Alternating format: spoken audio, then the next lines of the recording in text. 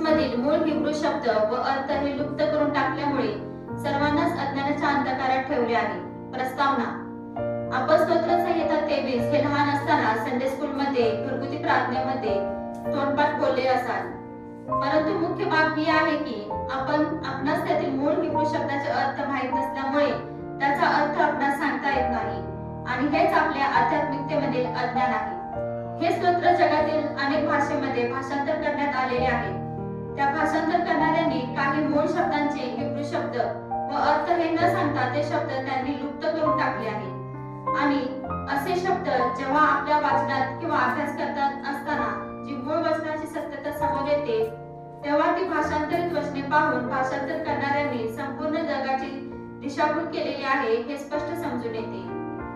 कारण हे स्तोत्र मराठी, हिंदी, इंग्रजी किंवा इतर कोणत्या भाषेमध्ये लिहिलेले नव्हते. लेखन करणारा असा तो व्यक्तिवादी, त्याने ती प्राचीन हिब्रू भाषेत लिहिली होती. त्याने अनेक वर्षे आपला जीव वाचवण्यासाठी इकडे तिकडे पळ काढला होता आणि जेव्हा तुम्ही मूळ भाषेतून शब्दशः व ओळीओळीने त्याचा अभ्यास करता तेव्हा आपणास एक मोठी धक्कादायक बाब पाहावयास मिळते.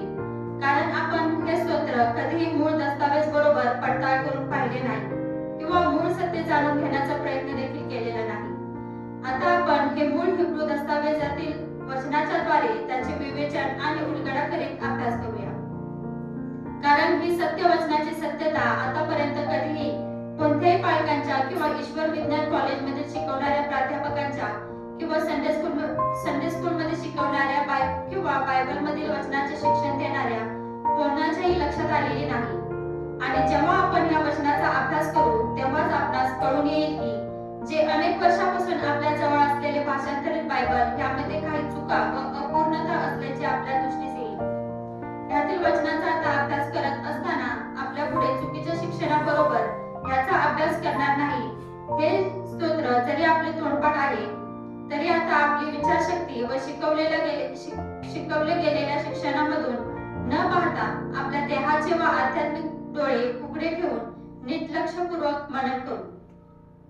ह्या वचनांबाबत जो आपला गैरसमज आहे तो सुरुवातीस पाहू.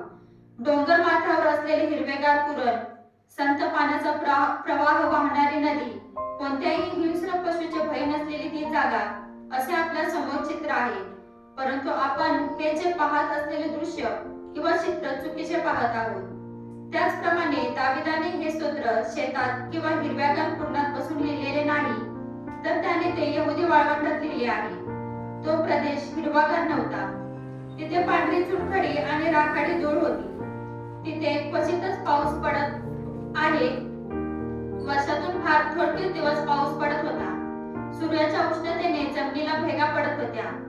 प्रत्येक डोंगर दरीमधील खडकाच्या गुहेमध्ये हिंस्र प्राणी दबा धरून बसत होते. त्या भागामध्ये एकटी मेंढी सोडलेली तरी तिच्यावर झडप मारून त्या मेंढीला मारून टाकले जात असे. हाच तो प्रदेश होता जो दाविदाला माहित होता. बेथलेहेम जवळच्या त्या वाळवंटाच्या डोंगरदऱ्यामध्ये तो आपल्या वडिलांच्या मेंढ्या चारत असे. जेव्हा शाऊल राजा त्याला ठार मारण्यास पाहत होता तेव्हा दावीद त्याच वाळवंटातील खोऱ्यामध्ये अनेक दिवस लपून बसत होता. म्हणून जेव्हा दावीद लिहितो याह्वे म्हणजे आदोनाई माझा मेंढपाळ आहे, तेव्हा तो काल्पनिक गोष्टी लिहित नाही, तर त्याच्या जीवनामध्ये घडत असलेल्या घटनेतील वस्तुस्थिती तो हे स्तोत्र लिहित आहे. आणि यातील पहिले दोन शब्द आपल्याला एक मोठे सत्य स्पष्टपणे दाखवित आहे. ते अनेक लोकांना समजत नाही. स्तोत्र संहितेची सुरुवात दाविदाच्या गीताने मिश्मार ल दावीदने होते. त्यानंतर असे शब्द पुढे येतात की जे प्रत्येक सत्यवचन आपला पाया सत्यतेमध्ये घालतो. याह्वे रोई म्हणजे याह्वे आदोनाई माझा रक्षक आहे. त्याचप्रमाणे दुसरा अर्थ मेंढपाळ असा होतो. हिब्रू शब्द रो ई ह्याचा तिसरा अर्थ मूळ दुसऱ्या एका हिब्रू शब्दाशी मिळते जुळते आहे. तो अर्थ म्हणजे सोबती किंवा जवळचा मित्र असा आहे. ह्या अर्थाचा शब्द हेच मूळ रूत या नावातही आढळतो. दावीद म्हणतो याह्वे त्याचा मेंढपाळ आहे. त्याचप्रमाणे हिब्रू भाषेमध्ये अजून एक रहस्यमय अर्थ लपलेला आहे. तो असे म्हणत आहे की याह्वे त्याला कधीही सोडून जाणार नाही. तो एक लांब उभा राहणारा व्यवस्थापक नसून एक विश्वासू सोबती आहे. आणि मग पुढचे वाक्य येते येथेच अनेक भाषेमध्ये भाषांतर करणाऱ्यांनी आपल्या सर्वांची दिशाभूल केलेली आहे आणि हे योग्य नाही. भाषांतरामध्ये याचा अर्थ इच्छेपासून मुक्ती असा होतो. जणू काही इच्छा पूर्णपणे नाहीशी करणे हेच त्यांचे ध्येय आहे. पण हिब्रू भाषेमध्ये त्याचा अर्थ काहीतरी वेगळा आहे. लो झार म्हणजे मला कशाचीही उणीव भासणार नाही. दावीद असे म्हणत नाही की त्याला इच्छा नाही. तो असे म्हणत आहे की या मेंढपाळासोबत त्याला कोणत्याही आवश्यक गोष्टींची उणीव भासणार नाही. वाळवंटात धावत असताना देखील जेव्हा त्याच्या सभोवतालचे सर्व काही रिकामे दिसत होते तरी देखील त्याला कशाची उणीव भासणार नाही. हे झेन तत्वज्ञानाचे विवेचन नाही, ही तर शत्रूंनी वेढलेल्या दरीत लपलेल्या एका माणसाची घोषणा आहे. आता दुसरे वाक्य आणि येथेच यहुदींच्या वाळवंटाचा संदर्भ सर्व काही बदलून टाकतो. तो मला हिरव्यागार कुंडात विसावा देतो. मेंढ्यांबाबतची एक अशी गोष्ट आहे की जी अनेकांना माहित नाही.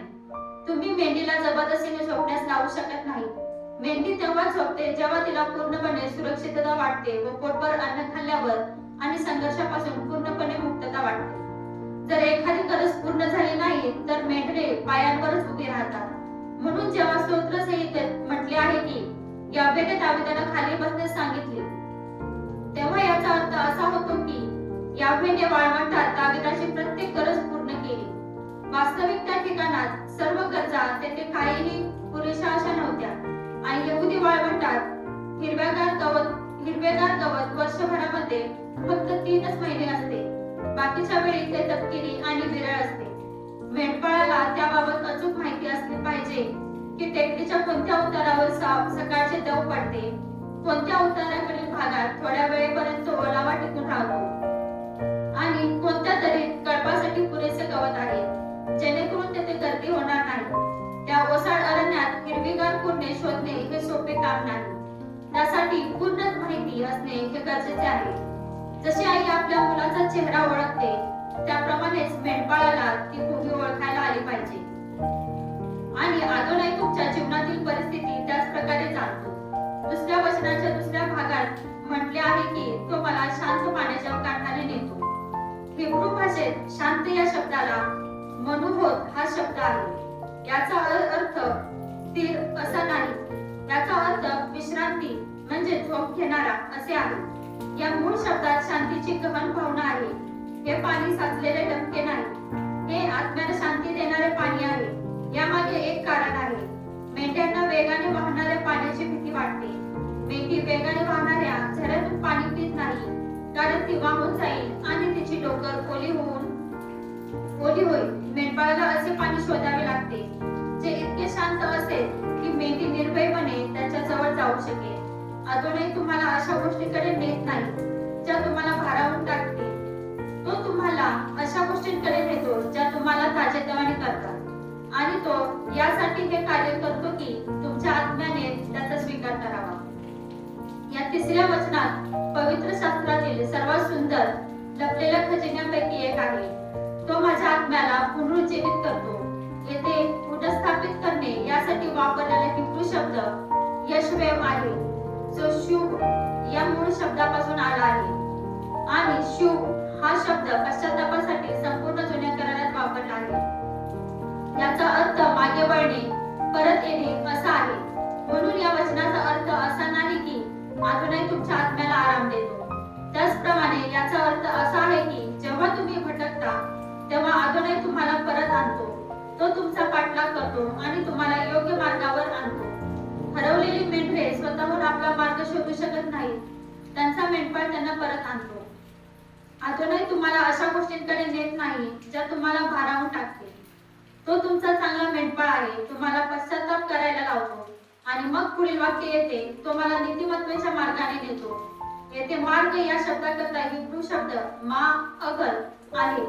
याचा अर्थ सरळ रस्ता असा होत नाही. याचा अर्थ एक वर्तुळ, एक असा मार्ग जो वळतो व परत येतो आणि वर्तुळ पूर्ण करतो. दावीद म्हणतो की अदोनाई त्याला नीतिमत्तेच्या मार्गावर नेतो. हे सुरुवातीस गोंधळात टाकणारे वाटू शकते.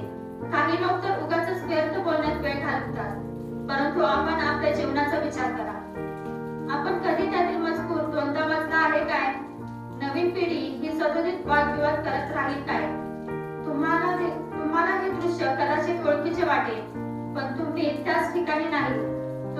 वरच्या पातळीवर आहात, तुम्ही ते एक नव्या दृष्टिकोनातून पाहत आहात. आता आपण स्तोत्राच्या मुख्य वचनाकडे येत आहोत आणि 4थ्या वचनात असे काही घडते की ज्याच्याकडे जवळजवळ कोणाचेही लक्ष जात नाही, तो मला विसावा म्हणजे झोप घेण्यास सांगत आहे. तो मला मार्ग दाखवित आहे, तो माझ्या आत्म्याला पुनरुज्जीवित करतो. पण जसा दावीद दरीत पाऊल ठेवतो तसे त्याचे बोलण्यात बदल होतो. तो त्याचे बोलणे थांबवीत पुढे म्हणतो की तू माझ्या बरोबर आहेस, तुझी आखणी व तुझा दंड माझे समाधान करतात. जसा अंधार पडतो तसे दावीद अजूनही बरोबर बोलू लागतो. स्तोत्रसंहितेतील सर्वात अंधकारमय क्षण असून तो आपुलकीच्या भाषेत बोलतो आणि ही बाब अशी आहे की जी तुमच्यावर कायमचा प्रभाव टाकेल. स्तोत्र 23 मधील एकूण 55 हिब्रू शब्द आहेत. तो माझ्या बरोबर आहेस हा वाक्प्रचार गणितानुसार अगदी मध्यभागी आहे. संपूर्ण स्तोत्र एकाच सत्याभोवती म्हणजेच एकत्र करून रचलेले आहे. या कवितेचे सार म्हणजे यावे आदोनच्या उपस्थितीचा अनुभव घेणे. त्या आधीची प्रत्येक गोष्ट त्या मुख्य मुद्द्याकडे येऊन जाते, त्यानंतरची प्रत्येक गोष्ट त्याच्यामधूनच येते. आता आपण ते वचन पाहू. मृत्यू छायेच्या दरी. हिब्रू भाषेत या शब्दाला चल मावेत म्हणतात. अनेक वर्षापासून तज्ञांच्या मते यावर वादविवाद सुरू आहे. याचा अर्थ मृत्यूची सावली आहे की केवळ पूर्ण अंधकार आहे, तर ह्याचे उत्तर दोन्ही आहे. सेल ह्या मूळ शब्दाचा अर्थ सावली आहे आणि मावेत याचा अर्थ मृत्यू आहे. पण हा शब्द हिब्रू भाषेतील एक वाक्प्रचार म्हणूनही वापरला जातो, ज्याचा अर्थ पूर्णपणे गडद अंधार, इतका गडद की ज्यात तुम्हाला तुमचा स्वतःचा हातही दिसत नाही. त्यामुळे दावीद केवळ मृत्यूच्या क्षणाबद्दल बोलत नाही, तो अशा कोणत्याही अंधकारमय समयाबद्दल बोलत आहे ज्यातून बाहेर पडण्याचा कोणताही मार्ग दिसत नाही. एक असं खोल दुःख जे डोळे दिपवून टाकतात, एक अशी उदासीनता जी क्षितिज गिळून टाकते. हीच ती दरी आणि हेच लक्षात घ्या, त्याबाबतच तिला अनुसरून असे लिहिलेले आहे. तुम्ही त्या दरीतून चालता तरीही तिच्यामधूनच जात आहात असे लिहिले आहे. त्याच्यामध्ये नाही जेथून बाहेर पडण्याचा कोणताही मार्ग नाही, तर तिच्यामधूनच जाता, तिचे अस्तित्वच नाकारतात. ही दरी खरी आहे, पण ते तुमचे घर नाही. आणि दावीद त्या अंधारात म्हणतो, तुझी आकडी आणि तुझा दंड मला धीर देतात. ही दोन्ही एकच शस्त्रे नाहीत. हिब्रू भाषेमध्ये शेबेत म्हटली जाणारी ही काठी एक जड आणि बोथट शस्त्र असे होते.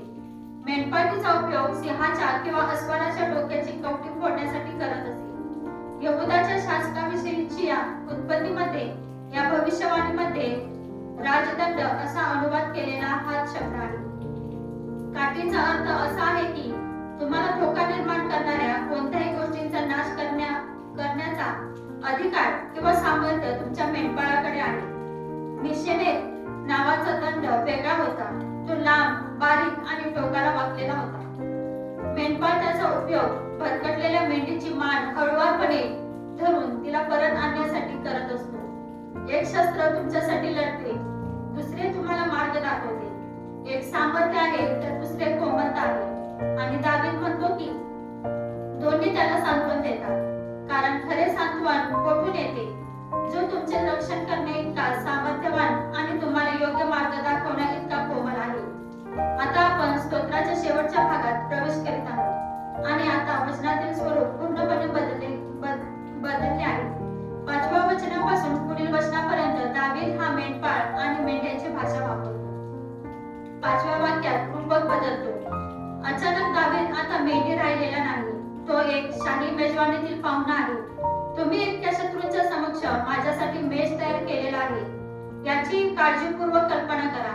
तो मेज कुठल्या तरी सुरक्षित खोलीत लपलेले नाही, जे दाविदाला नष्ट करू पाहणाऱ्या सर्वांच्या नजरेसमोर मांडलेला आहे.